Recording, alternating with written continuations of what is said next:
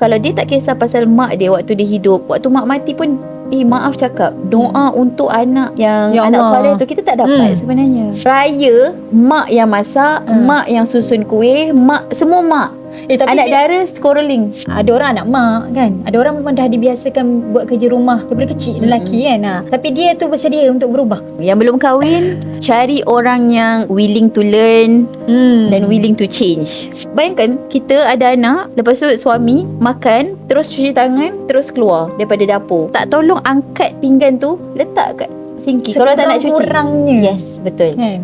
Okay, Assalamualaikum warahmatullahi wabarakatuh. Anda bersama saya Hasanah Syifa. So kami dalam Channel Santuni. Alright, okay. So Kak Syifa, Assalamualaikum. Waalaikumsalam. Sihat ke? Lama tak jumpa. Sihat, Alhamdulillah. Itulah lama kan. Kita last episod 4 hari tu kan. Betul. So sekarang ni kita dah masuk ke episod yang baru.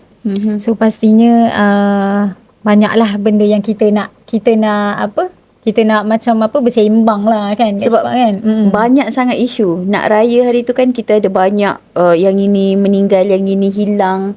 Betul, banyak kes kan. Tapi itulah, kita bukan nak menyembang je lah, kita nak ulas betul-betul kan. Betul. So sebenarnya kita ni hari-hari tak kisah lelaki ke perempuan ke, banyak benda yang masuk dalam kita punya kepala Betul. Ada kadang-kadang benda yang kita tak perlu fikir pun kita jadi terfikir tau. Betul tak? Memang cakap sebut pasal apa, kita ni orang perempuan dan orang lelaki mental load mungkin lain kan.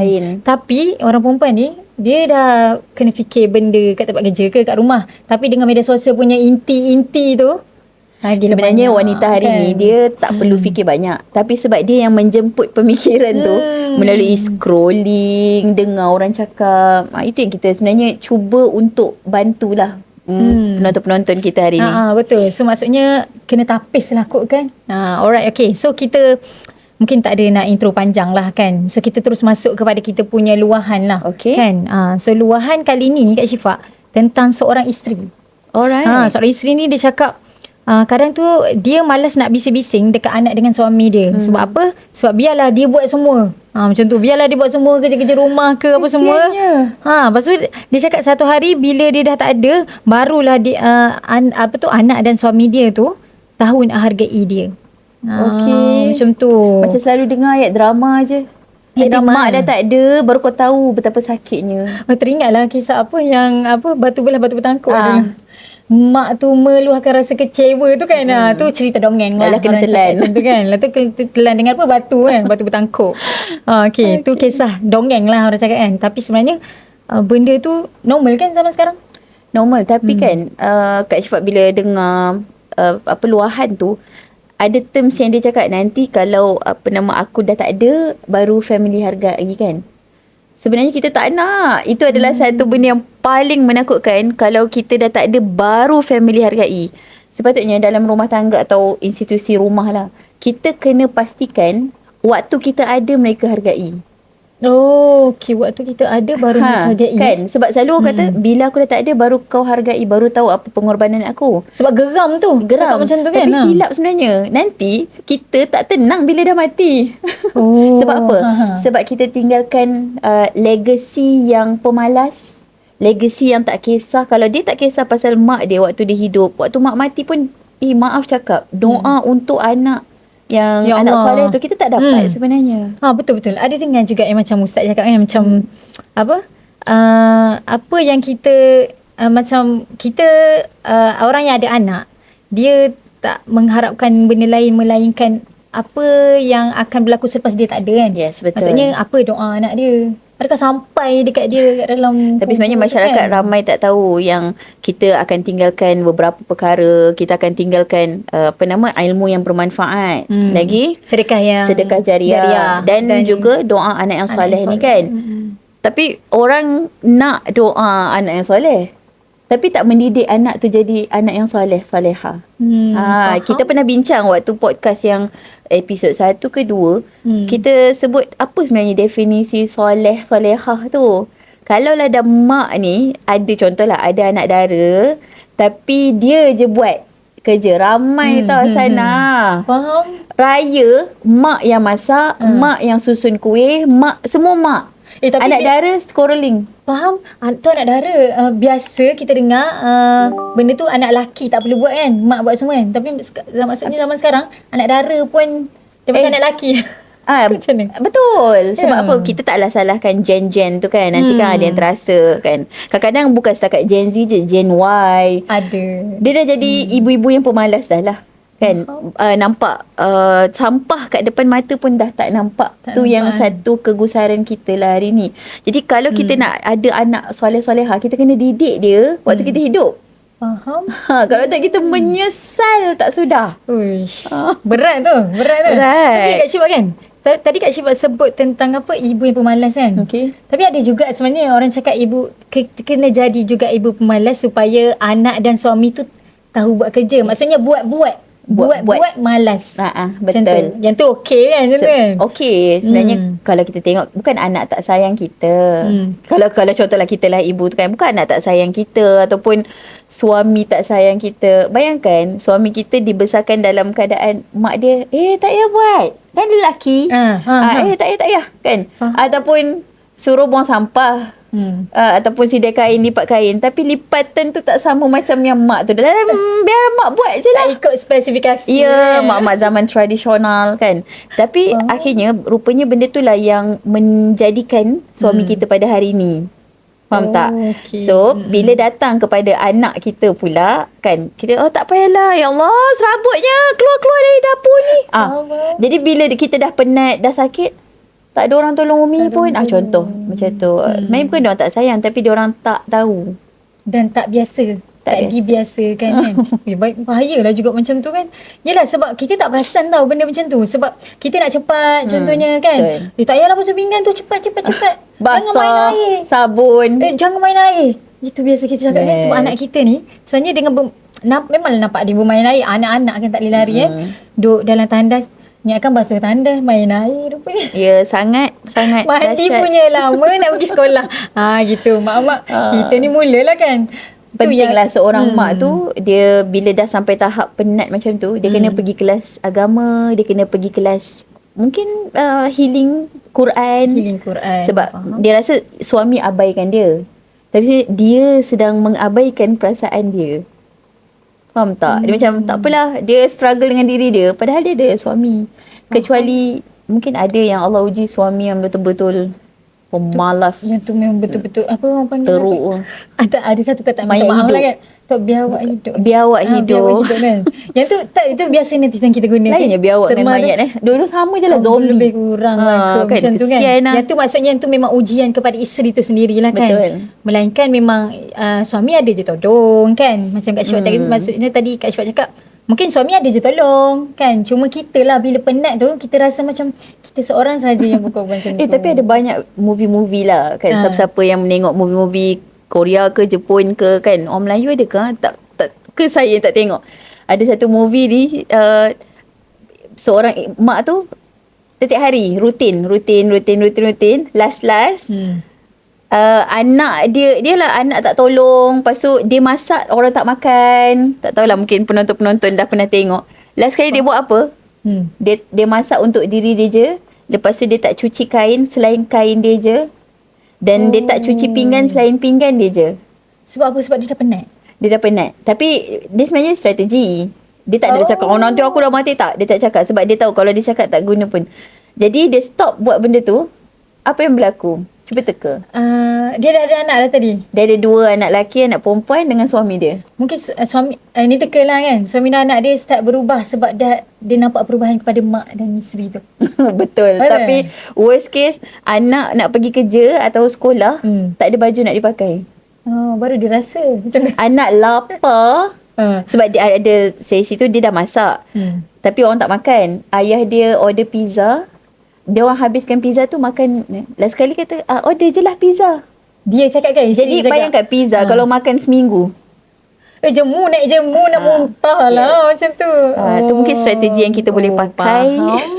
Menarik. Tapi sebenarnya banyak kan movie-movie luar ni yang kalau kita tengok dia ajar value inspirasi, tu. betul. Value tu kan. Tapi value kita nak back to Al-Quran lah. Tu betul. entahlah, dia last sekali root cause-nya adalah akidahnya tak berapa betul. Suami tak betul lah, semualah tak betul kan. Tapi kita nak betulkan yang betul. Ada dalam Quran Allah sebut wa'ashiruhunna bil ma'ruf. Okay, kita kena buat baik dengan ahli keluarga kita.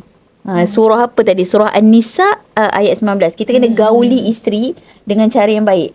Salah satu cara menggauli isteri adalah dengan membantu kerja-kerja rumah. Macam tu kan. Tapi okey ke? Macam mana cara nak minta tolong suami? Minta tolong Kalau sana dia tak ada, dia bukan satu cara lah, ada beberapa cara. Banyak cara. Sebab kadang kita mencuba-cuba kan cara tu kan. Mungkin kadang tu kita minta tolong direct lah, macam boleh tak tolong buangkan sampah macam tu kan. Minta tolong. Kan orang cakap kita bukan suruh tolong. Kita bukan suruh. Orang lelaki kan tak suka dia arah-arah. Satu lagi suruh satu persatu. So kalau kita ni kan banyak tolong ni macam tu kan. Lepas tu bila kita tengok rupanya dia akan buat satu-satu. Macam tu kan. Yang paling best, keluarkan je checklist, lekat dekat tempat yang dia selalu tengok. Abang ni satu-satu. Kalau dah tick. Betul. Kalau dia ada juga perubahan lah bila mula-mula kahwin, mungkin yalah kita tak adalah nak cakap, sebab kita ni dibesarkan, isteri dan suami ni dibesarkan dalam keluarga yang berbeza. So kita tak ada nak judge pun juga kan. Sebab mungkin ada orang anak mak kan, ada orang memang dah dibiasakan buat kerja rumah daripada kecil, lelaki kan. Tapi benda tu tak apa, dia tak berlaku macam tu, tapi dia tu bersedia untuk berubah. Kan? Dia dah kahwin, nak tak nak kena lah macam tu. Yang belum kahwin, cari orang yang, kalau Kak Ifat salah, cari orang yang willing to learn dan willing to change. Kan? Willing to do. Willing to do. Tapi yelah, malas tu adalah juga kan. Cuma kalau dah sampai tahap luahan hati ni, biar aku mati berorang hargai, itu kesian lah. Tu memang sampai satu tahap mungkin memang dia dah burn out lah kan dengan tapi buat kerja. Kita kena check juga jiran-jiran komuniti sekeliling kita. Mesti ada yang macam ni. Yelah kan. Yang kita tak sedar yelah, kadang kita ada juga terdengar dia dah rasa lama. Macam tiba-tiba kan kejiranan. Betul lah macam Kak Syifat cakap. Kita pernah terdengar jugalah dekat kejiranan kita kan, tiba-tiba macam menjerit. Kita pun tak tahu kan. Menjerit tu apa? Menjerit lipas ke?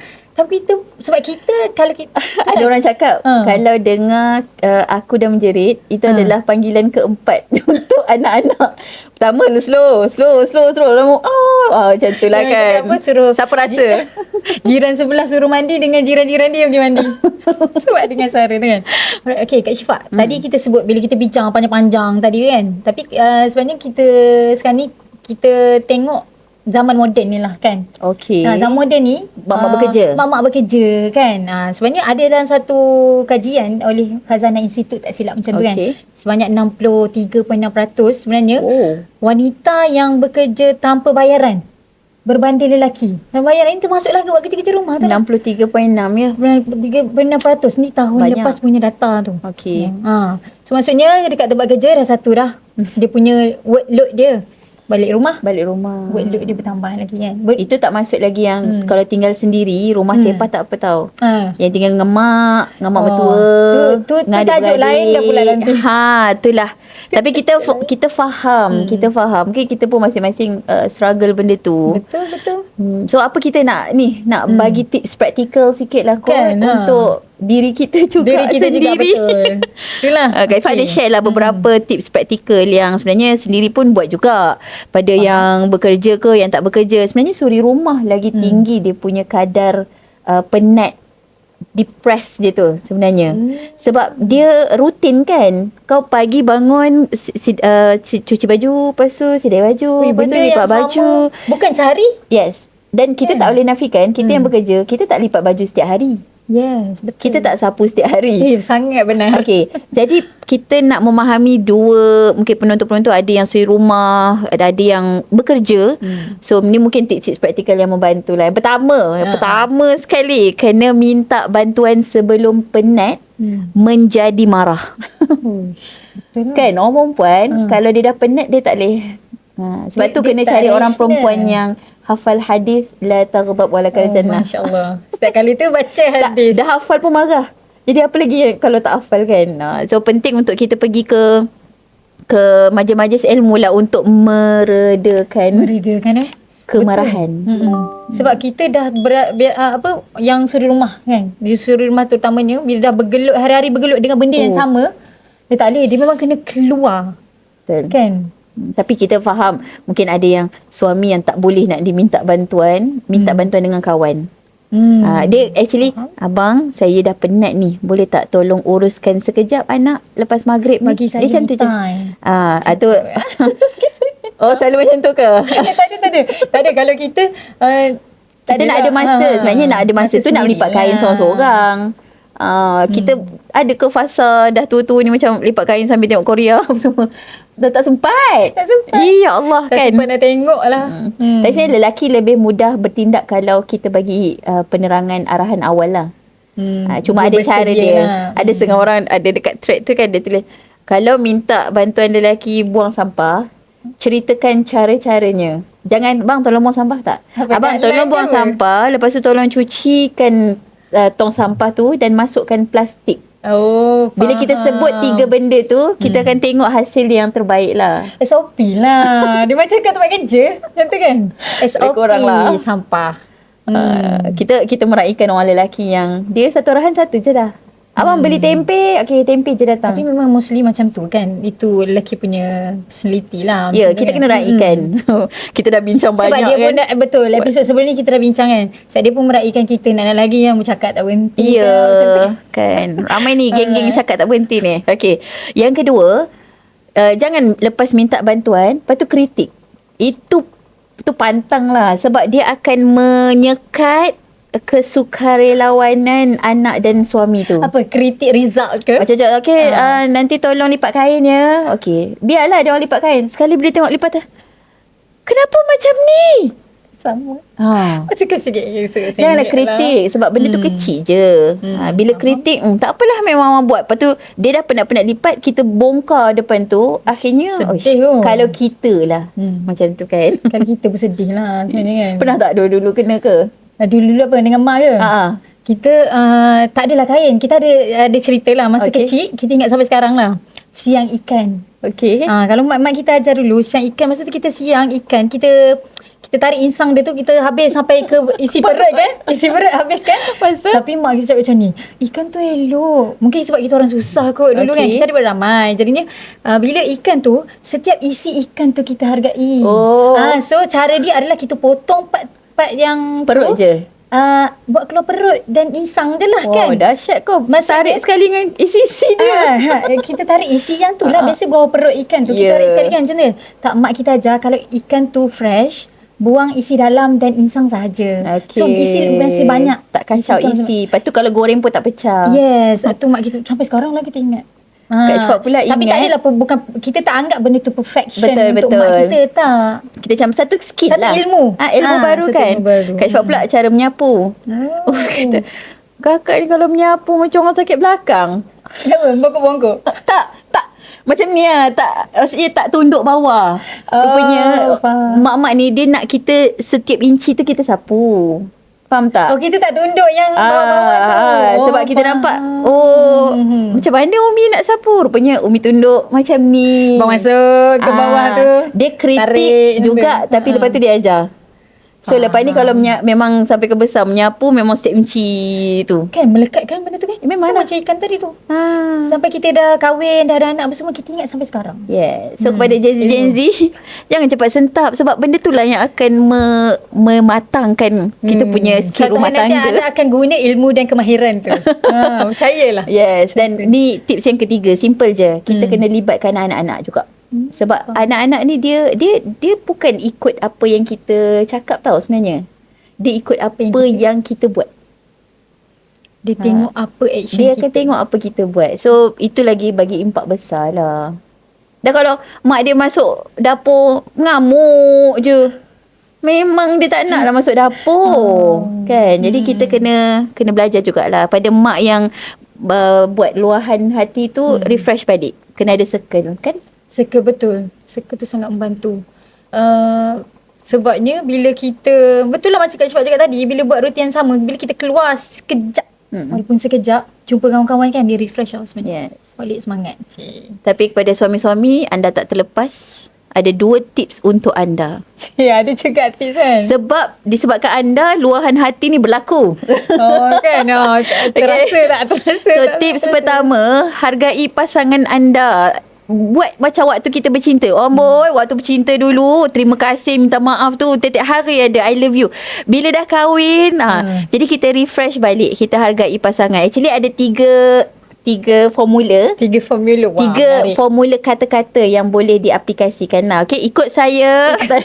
Okay, pertama. Tak ada kan pada penonton kan. Yang pertama, B, kena, kejap I lupa. Kena tanya, ada apa-apa yang boleh saya bantu? Bantu. B bantu. Jarang tau nak dengar sekarang. Ada apa-apa yang abang boleh tolong? Alah. Maksudnya dia dulu yang tahun offer. sekali kot. Macam tu kan sepatutnya. Betul. Ada apa-apa yang boleh saya bantu? Okay. Lepas tu bila dah ni, terima kasih sayang sebab contoh. Tapi itulah yang kita nak. Betul tak? Betul. Okay. Lepas tu kita validate. Maaf kalau abang tak banyak tolong. Abang sibuk sekian. Kita pun cakap Yang tu macam ni kita dua. Betul, yang tu orang cakap kadang dia lagi mahal daripada duit. Tapi nak duit jugalah. Nak juga. duit memang kita tak nikan duit, tapi duit bukanlah segala-galanya. Betul. Tapi segalanya mulakan duit sekarang. Cuma kena ringankan mulut dengan 3 perkara ni. BTM, bantu. Ucapan. Kita offer bantuan, lepas tu kita cakap terima kasih dan kita minta maaf atas kalau kita berdosa pun. Sebab 3 benda ni mungkin akan mengelakkan dan mengurangkan keluhan kakak tadi tu. Meredakan. Dan tips yang terakhir lah. Tips yang terakhir adalah kita jangan ekspektasi tinggi sangat dekat isteri kita. Pernah tak tanya ekspektasi? Contoh macam, isteri saya kuat macam mana kuat. Ada satu cerita, itulah banyak sangat tengok cerita. Tapi kita nak relate dengan tajuk hari ni. Yang suami dia cakap, isteri saya ni memang dilahirkan untuk buat benda tu je. Dia cakap kat depan orang. Yelah, bila dah penat kan, kita akan tukar benda tu macam, dia itu je dia pandai, yang lain dia tak pandai. Begitulah. So jangan ekspektasi tinggi sangat dekat isteri, sebab isteri pun sebenarnya sedang mengawal ekspektasi dia kepada kita suami. Jadi jadilah suami yang sedar diri. So maksudnya tapi menarik lah tadi Kak Syifa cakap pasal tu. Sebenarnya kita pernah dengar juga kaunselor perkahwinan. Dia cakap apa tadi? Poin yang pertama tadi hargai pasangan kan. Tapi lupalah tadi apa tu. Sebab sebenarnya nak masuk pada wa ta'awanu 'alal birri wat taqwa, tu ayat yang kita selalu ulang-ulang. Maknanya wa ta'awan tu saling membantu kan. Dia kenapa isu keluhan tu berlaku, sebab tak saling. Kau je masak, kau masak nasi, kau hidang, lepas tu kau pula. Bayangkan kita ada anak, lepas tu suami makan, terus cuci tangan, terus keluar daripada dapur. Tak tolong angkat pinggan tu, letak kat sinki. Kalau tak nak cuci. Kurangnya. Yes, betul. Kan? Itulah. Kita kena didik anak-anak kita. Kena didik anak kita dan anak-anak mertua kita lah juga. Betul. Kita bukan niat nak menyuruh. Tapi memang kena didik. Kita nak didik. Didik tu point dan dia. Didik pun ada beberapa cara, ikut orang lah, ikut family masing-masing lah kan. Betul. Kita tahu kan, dia tak akan ada satu formula yang sama lah. Tapi point didik tu kena lah macam tu kan. Tapi ada isu, ada orang yang takut nak kahwin sebab takut benda-benda ni berlaku lah. Sebab tu kena pilih pasangan yang jangan pilih pasangan yang beragama. Sebab yelah, tak semestinya ustaz bagus. Faham tak? Itu maksud dan tak sebenarnya yang jangan cari orang yang beragama, tapi cari orang yang serius dalam mengamalkan agama. Means tak kisah dia basic agama ataupun sains ke apa ke, kerja macam mana pun, tapi dia serius dalam mengamalkan agama. Bila dia kenal Allah, dia akan kenal siapa isteri, mak dan family dia. InsyaAllah. Satu quotes menarik. Kan biasa orang cakap cari yang beragama kan, macam tu kan. So maksudnya beragama ni biasa orang terbanyak apa? Ustaz lah, macam tu kan. Habislah semua ustaz dia rebutnya. Tapi boleh relate secara logiknya bila Kak Syifa cakap macam tu. Betul lah juga, ada je orang yang bukan dalam aliran agama tapi betul-betul serius, dia faham mengamalkan agama. Mengamalkan agama kan. Betul. So tadi yang pasal apa, kaunselor cakap tu, betul lah, suami tu memang kena offer Betul. Offer. Sebab kalau dah kahwin beberapa tahun masih lagi tak berlaku benda yang macam offer bantuan kepada isteri tu, itu yang menyebabkan jadi isteri tu dah fed up kot. Orang cakap kan. Perkataan apa yang ni, dia fed up lah. Dia macam takkan tak penat. Penat. Macam dia kadang dia bertahan. Dia bertahan je. Kan? Perkahwinan mungkin beberapa tahun. Yalah kita macam saya lah mungkin orang cakap tak adalah sampai 10 tahun lagi kan. Tapi kenapa ia berlaku dekat orang yang lebih 10 tahun tu, wallahualam, mungkin boleh jadi. Mungkin. Macam tu kan. 40 tahun pun boleh jadi. Boleh jadi juga kan. Tapi last kali tak kisah berapa tahun pun kita kahwin, kita kena bawa family. Kalau rumah kita boleh buat kenduri kahwin, kenduri karaoke, kenduri apa, kita boleh buat kenduri ilmu Al-Quran sebenarnya untuk tarik balik lah. Tu as basic lah. Faham. InsyaAllah. Okey, Kak Syifa, kita ada juga nak share lah sebab kita ada dengar juga perkongsian daripada kaunselor tu lah, kaunselor perkahwinan kan. Dia cakap sebenarnya tadi kalaulah benda tu berlaku dalam family tu dan dia masih dalam kawalan lah. Alright. Kan, masih Kak Syifa cakap dia masih dalam kawalan, kita boleh kawal dan kita boleh cari majlis ilmu, kita masih boleh lagi kawal anak-anak kita, suami kita, dan benda tu masih lagi boleh diselamatkan lah. Tapi ada juga sebenarnya yang kalau ia dah sampai tahap yang dah tak boleh nak communicate langsung. Kan? Communicate langsung ni maksudnya dia dah sampai senyap dah. Dia dah silent treatment lah kita panggil kan. Silent treatment kan. Sebenarnya kaunselor tu cakap memang kena perlukan bantuan orang tengah. Iaitu kaunselor lah. Melalui kaunseling. Kena cari orang yang dipercayai, yang kita boleh sembangkan dan lepas tu kena selesaikan lah. Macam kita ada banyak sebenarnya. Kalau kita tanya masalah kita kat ChatGPT ni, dia suruh kita bercerai je dengan suami. Tapi kita ada Allah, kita ada Al-Quran, kita ada kawan yang baik kan. So, kena cari kawan yang boleh membina. Dan kalau memanglah at the ending kita dah tak dapat solusi, kita kena cari backup dulu sebelum keluar daripada hubungan tu lah. Macam tu. Sebab kita kena cari last option lah macam tu kan. Betul. Okay, lepas tu ada juga ni tips yang seterusnya Kak Syifa kan. Kita best lah. So, kita rasa macam benda ni kita perlu share. Mungkin orang tak ada lagi dengar podcast. Kita dengar podcast juga. Buat satu portfolio. Kan? Kalau wanita di zaman moden bekerja, ada portfolio dah. Kan? Ada portfolio di tempat kerja. Macam tu lah juga cuba wujudkan portfolio di rumah. Portfolio di rumah ni dia tak adalah kita nak teknikal sangat kan. Macam strict sangat ada file. Tak, bukan. Sepakat lah macam Kak cakap tadi. Tapi dia panggil portfolio lah. Sebab kalau kita boleh kat tempat kerja kita boleh perform dua-dua. Suami isteri mungkin perform kat tempat kerja kan. Macam tu lah juga kita nak perform kat rumah, dalam rumah tangga kita kan. Pernah dengar ada kakak ni kata dia dibesarkan kalau makan tak kisahlah siapa nak makan, siapa lapar pergi dapur, tapi makanan ada. Tapi suami dia dibesarkan semua kena makan serentak. Dan waktu orang makan, tak ada orang yang pergi tandas. So benda tu kita boleh bincang. Cuma kalau memang dah tak boleh communicate tu, benda lain lah. Kena pergi counselling lah. Betul-betul. Itu sebenarnya tips ketiga yang kita dengar kaunselor ni cakap lah kan. Iaitu kena faham asas. Asas kan. Contoh, macam tadilah suami dia ada rules dia. Makan tak boleh. Pergi tandas sekalipun. Tak boleh. Macam tu kan. Tak boleh ada bunyi.